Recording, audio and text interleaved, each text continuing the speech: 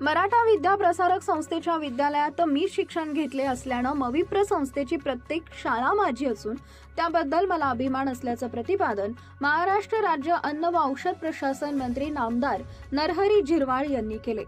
मराठा विद्या प्रसारक समाज संस्थेच्या वतीनं दिंडोरी जनता इंग्लिश स्कूलमध्ये आयोजित सत्कार सोहळ्याप्रसंगी नामदार झिरवाळ बोलत होते।